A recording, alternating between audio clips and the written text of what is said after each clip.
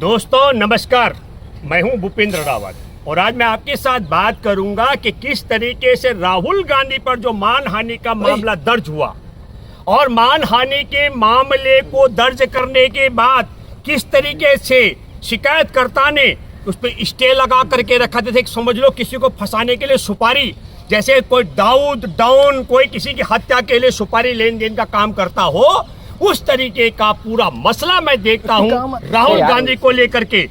13 अप्रैल 2019 को कोलार कर्नाटक में राहुल गांधी का एक भाषण होता है। उस भाषण में कहा गया कि ललित, नीरव और नरेंद्र तीनों का सरनेम मोदी ही क्यों।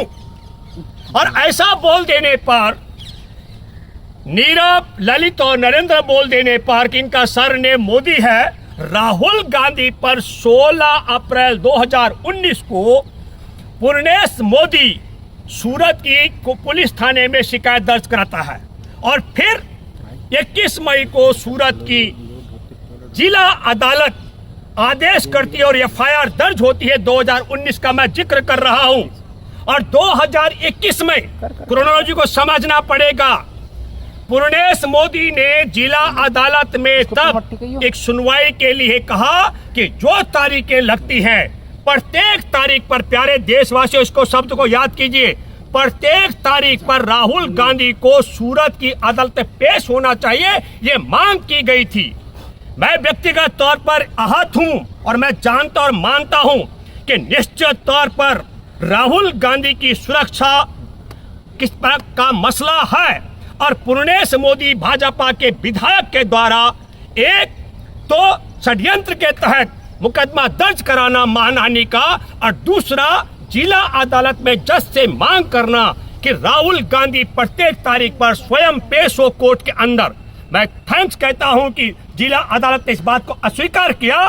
निश्चित तौर पर अगर इसकी जांच पड़ताल हो, आखिर क्या कारण है कि पूर्णेश मोदी ये चाहता था कि राहुल गांधी प्रत्येक सुनवाई पर सूरत की कोर्ट में पहुंचे, मुझे लगता है कि शायद उनकी सुरक्षा को खतरे में डालने का षड्यंत्र का हिस्सा हो सकता है।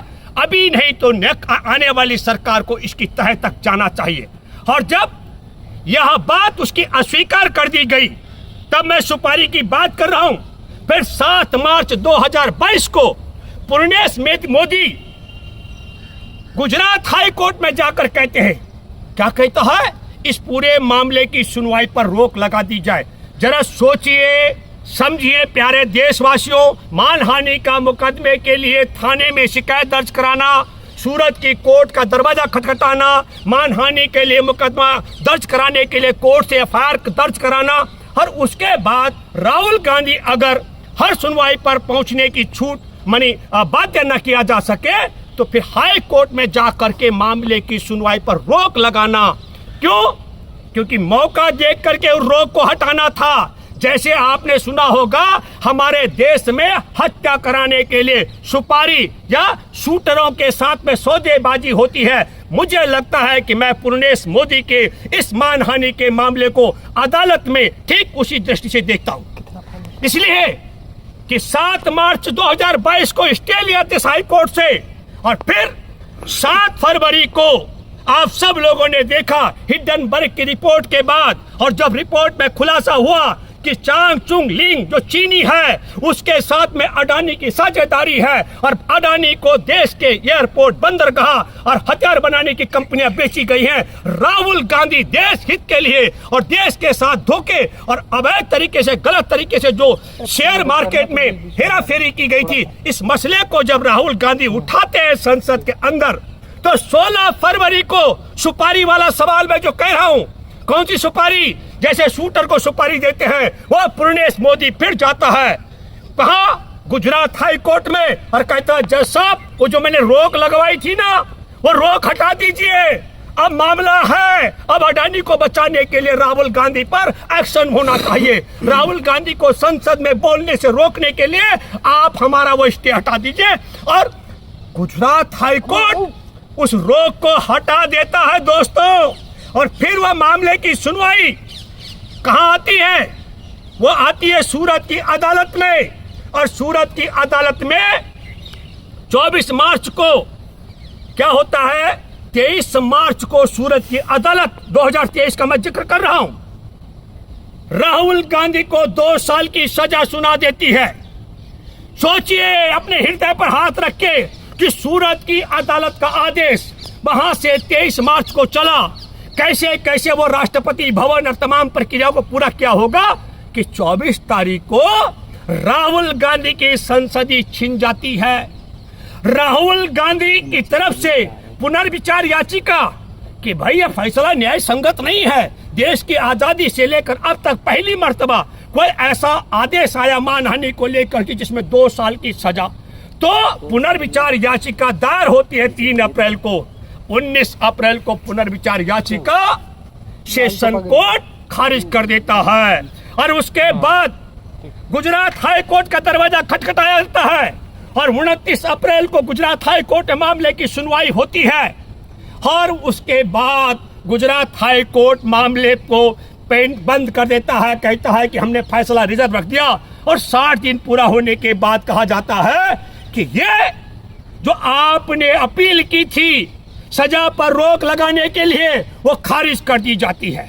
और जो खारिज करने वाले हाई कोर्ट के मैं बात कर रहा हूं, जब मामला लिस्टेड हुआ तो जस्टिस गीता गोपी के पास, और गीता गोपी ने सुनवाई से अपने को अलग कर दिया। अलग करने के कारण होते हैं आपका कोई निजी रिश्ता हो, पारिवारिक रिश्ता हो या आप कोई और संबंध हो, ऐसा कोई मामला नहीं था। मैं दावे के साथ मैं कह सकता हूं जस्टिस गीता गोपी ने अपने को इसलिए किया क्योंकि वह गुजरात के इस गिरोह के दबाव में आकर राहुल गांधी की सदस्यता को छीनने के षड्यंत्र का हिस्सा नहीं बनना चाहती थी। और तब जो जज है वहां पर फैसला सुनाने वाले हेमंत एम प्रचक, उनका वो तो 2001 से लेकर 2007 तक जब गुजरात के सरकारी वकील रहे, जब मोदी मुख्यमंत्री बने तब से लेकर, और 2015 से लेकर 2019 तक जब केंद्र में मोदी की सरकार है तो 2015 से 2019 तक वह केंद्र सरकार की तरफ से गुजरात हाई कोर्ट में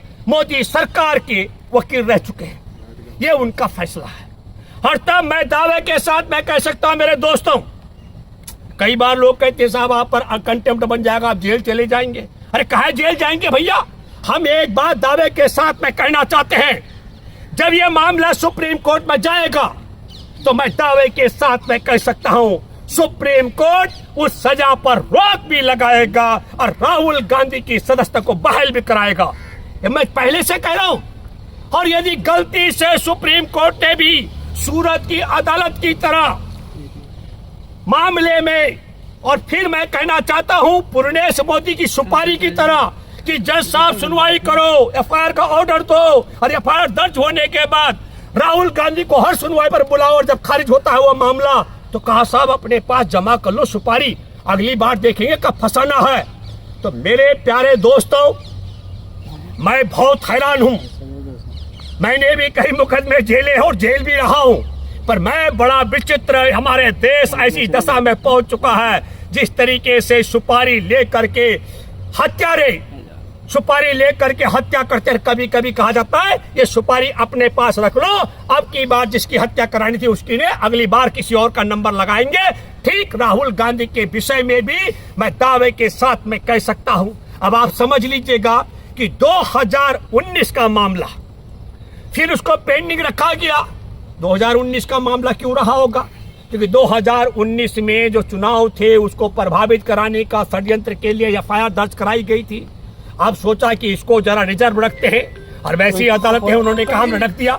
शिकायत करने वाला एफआईआर दर्ज कराता है, शिकायत करने वाला कहता राहुल को बुलाओ, वह बात नहीं मानी जाती है, वो कहता साहब इस मामले को पेंडिंग रखो। और तब हम कहना चाहते हैं कि पूर्णेश मोदी संसद में राहुल गांधी अदानी पर बोल रहा था, अदानी चीन का यार है, चीन का साझेदार है, चीनी चांग चुंग लिंग के 20 लाख शेयर अदानी के उसके पास हैं और चीन का दलाल भारत की सरकार चला रहा है। मैंने पहले भी कहा था, अब भी कह रहा हूं दावे के साथ में, और इस दावे से भी कह सकता हूं कि आपने देखा है मणिपुर जो हमारे म्यांमार के साथ में लगा हुआ है, वहां पर किस तरीके से कुकी समुदाय, आदिवासी समुदाय के 10 विधायक में से 7 भाजपा के साथ और नॉन आदिवासी जिनको मैतेई समुदाय कहते हैं, उनके 40 में से 37 विधायक भाजपा के साथ, और वहां गृह युद्ध की स्थिति कराने का काम, वहां 150 से ज्यादा लोगों की हत्या करवाने का काम, 300 से ज्यादा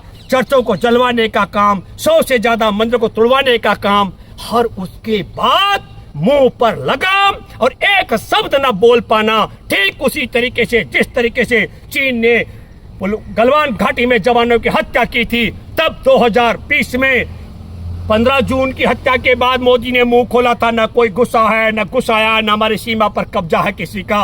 नरेंद्र मोदी मणिपुर के विषय में ये बोलने वाले हैं, न मैतेई समुदाय के लोगों ने कुकी समुदाय के लोगों को मारा, न कुकी समुदाय के लोगों को मैतेई समुदाय के लोगों ने मारा। ये सब करने वाले म्यांमार के लोग थे। पर भाई नरेंद्र मोदी, मेरे पास सबूत है इसलिए मैं कह रहा हूं, भाजपा के आरएसएस के व्यक्ति ने भेजा है, पर सवाल यह है कि डबल इंजन की सरकार है। म्यांमार से अगर कोई आए और हमारे देश में इतना बड़ा खून खराबा कर गए, हमारे देश के एक राज्य में कत्ले आम कर गए, चर्चों को और मंदिरों को निशाना बनाया गया, और इवन तो जिंदा माँ बेटे को तो एम्बुलेंस में जलाया गया। अब नरेंद्र मोदी की सरकार एक नई क्रोनोलॉजी के साथ आ रही है। इसलिए मेरे दोस्तों, मैं आप सब लोगों से कहना चाहता हूं, अपील करता हूं, हमारे देश के लिए राहुल की हिफाजत बहुत जरूरी है, और मोदी सरकार हर तरीके से राहुल के जान को खतरे में डालने का षड्यंत्र कर रही है। उसी का हिस्सा पुरनेश मोदी ने जो अपनी मुकदमा दर्ज कराने के बाद राहुल को हर तारीख पर बुलवाने का, मामले को पेंडिंग कराने के लिए स्टे लगवाने का, फिर स्टे हटवा देने का, मुझे लगता है इसकी भी जांच पड़ताल होनी चाहिए। मैं सुप्रीम कोर्ट के जजों से अपील करता हूं, इस पूरे मामले की तह तक जाना चाहिए। कैसे संभव हो सकता है शिकायतकर्ता पहले कोर्ट तक जाए मुकदमा दर्ज कराने के लिए, फिर हाई कोर्ट जाए मुकदमा रुकवाने के लिए, फिर हाई कोर्ट जाए मुकदमा खुलवाने के लिए, और फिर लोअर कोर्ट में जाए सजा करवाने के लिए? यह षड्यंत्र का हिस्सा है। अदालतें भी ऐसा करती होंगी। ये मेरे 3 दशक से ज्यादा के सामाजिक अनुभव के बाद मेरी सोच और समझ से ऊपर का मामला है। लेकिन एक कहावत है कि मोदी है तो मुमकिन है कुछ भी संभव हो सकता है। धन्यवाद। जय हिंद, जय जवान, जय किसान, जय संविधान। आप सब लोगों से अपील करता हूं, इस वीडियो को जल्दी अधिक से अधिक शेयर करें। धन्यवाद।